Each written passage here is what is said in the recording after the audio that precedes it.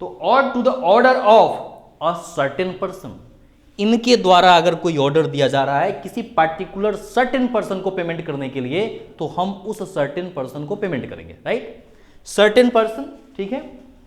और to the bearer of the instrument. अब ये सर बियरर क्या होता है ना, जब हम इंस्ट्रूमेंट पढ़ेंगे ना, जब हम टाइप्स ऑफ इंस्ट्रूमेंट पढ़ेंगे तो उसमें आएगा bearer instrument, order instrument, right. तो बियरर इंस्ट्रूमेंट का यह मतलब है कि जिसके पास वो इंस्ट्रूमेंट है, बियर जो करता है, जिसके पास है वो बियरर है इंस्ट्रूमेंट का, है ना। ऑर्डर इंस्ट्रूमेंट में क्या होता है, ऑर्डर इंस्ट्रूमेंट में स्पेसिफिकली नाम मेंशन होता है ना। जैसे चेक की अगर हम बात करें, अगर हम चेक की भी बात करें, है ना,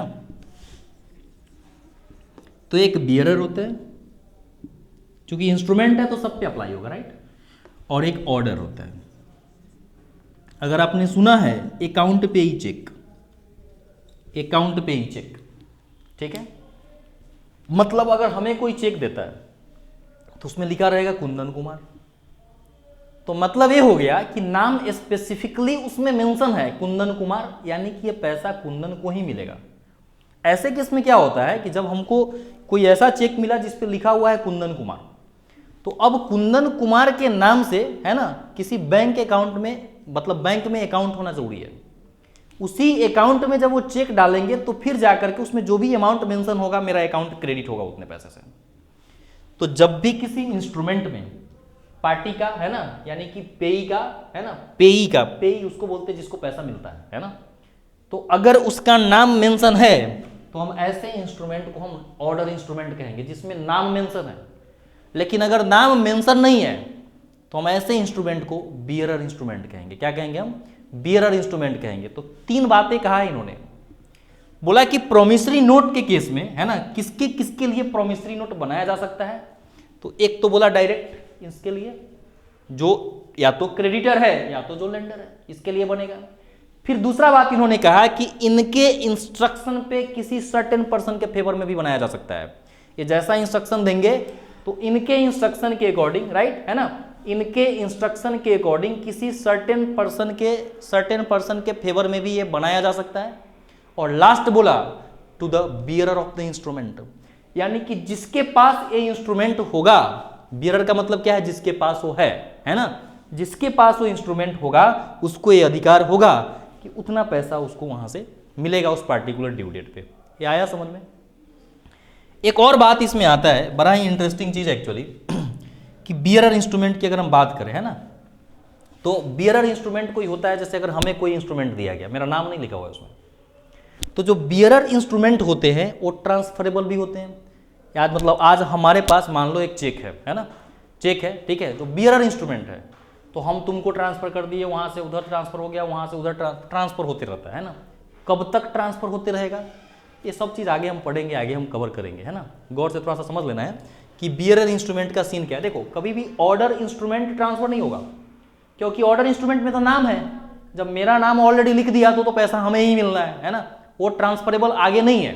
लेकिन अगर हम बियरर इंस्ट्रूमेंट की बात करें तो जब तक हमारा ड्यू डेट नहीं आता है ना, जब तक हमारा ड्यू डेट नहीं आएगा, इस पीरियड में हम उसको एक पर्सन से दूसरे पर्सन पे ट्रांसफर कर सकते हैं, कोई दिक्कत नहीं। लेकिन कब होगा, ये बियरर इंस्ट्रूमेंट के केस में होगा।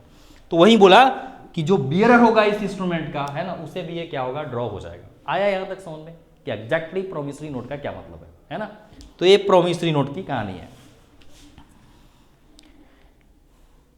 इसके बाद इसमें क्या है, ठीक है,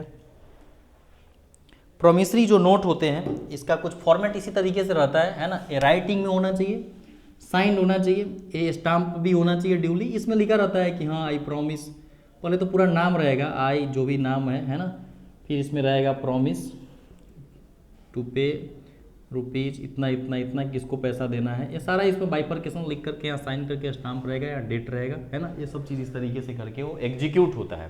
प्रोमिसरी नोट जो बनता है, ड्राफ्ट होता है, वो कुछ इसी तरीके से बनता है। तो आज हम रहने देते हैं इतना तक, ठीक है। फिर हम लोग नेक्स्ट क्लास में पढ़ेंगे आगे, है ना, कि बिल्स ऑफ एक्सचेंज क्या होता है और चेक क्या होता है। थोड़ा सा रिवाइज कर लेते हैं। Negotiable instrument not exactly define under negotiable instrument act 1881, है ना, but as per interpretation we can understand what is the exactly meaning of the negotiable instrument? तो हमने देखा है कि नेगोशिएबल इंस्ट्रूमेंट का एग्जैक्टली मीनिंग है फ्रीली ट्रांसफरेबल इंस्ट्रूमेंट, है ना। फ्रीली ट्रांसफरेबल का ये मतलब था कि किसी तरीके से इसमें कोई जोर जबरदस्ती नहीं होना चाहिए, ये कॉन्ट्रैक्ट एक्ट भी बोलता है ना।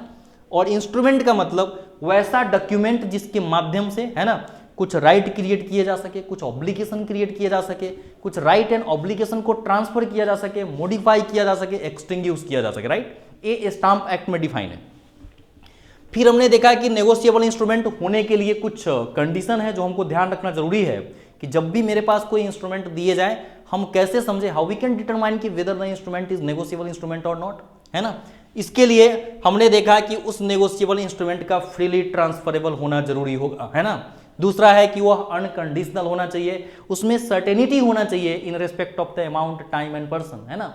पर्सन भी, जैसे आपने देखा यहाँ पे कि पर्सन भी सर्टेन होना चाहिए, है ना, क्योंकि जब तक नाम पता नहीं रहेगा हम किसको पैसा देंगे, है ना।